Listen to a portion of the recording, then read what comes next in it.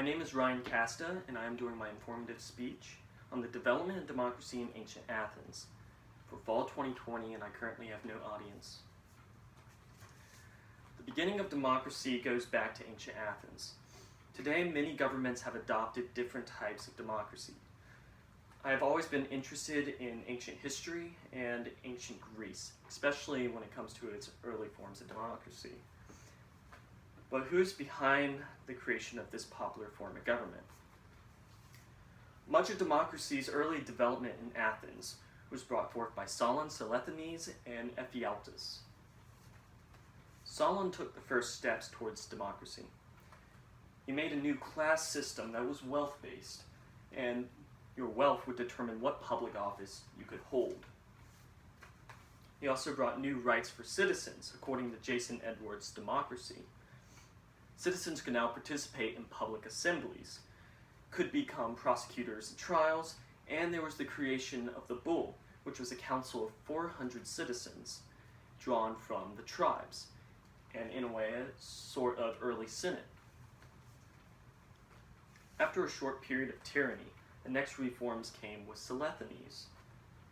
Solisthenes strengthened the power of the people and improved stability. He also changed the citizenship requirements. Citizens were now required to be free-born adult males and was extended to the lower classes.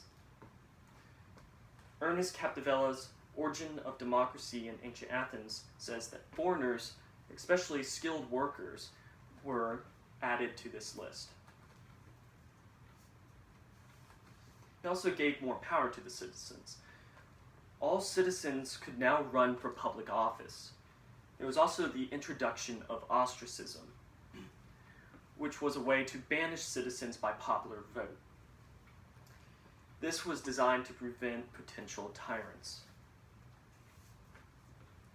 Also, the assembly of citizens became the central authority that would control the Athenian government. The public assembly had a quorum of 6,000 and majority vote. George Trimidas, a political economic perspective of direct democracy in ancient Athens, explained that elected officials were allowed to debate a topic before it went to the assembly for a vote. The bull also obtained more power. It increased its numbers from 400 to 500 citizens from the demes. And it also took over daily administration of Athens. Probably the biggest reform of Solisthenes was the formation of a new tribe system. Christopher Blackwell, Development of Athenian Democracy, explains it was geographically based. People of Attica were divided into 3 geographical areas: urban, inland, and coastal. Each geographic area was divided into 10 sections. Out of the total of 30 sections, they were now organized into 10 new tribes.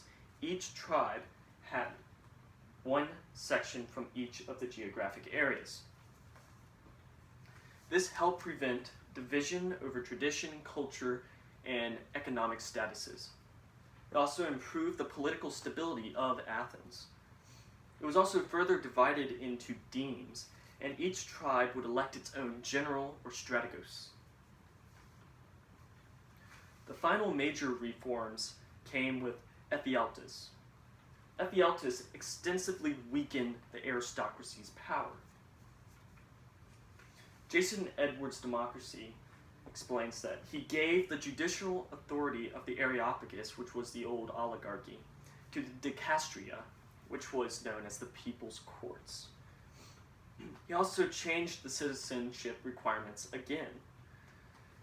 These requirements would force the aristocracy to marry Athenian women to stay citizens. They also decreased the total number of citizens, though. In conclusion, Solon, Solisthenes, and Ephialtes were the main figures who led the development of Athenian democracy. Through the shifting of power from the aristocracy to the newly defined citizens, helped democracy form and flourish. What would the world look like today if the development of democracy never happened in Athens? Thank you.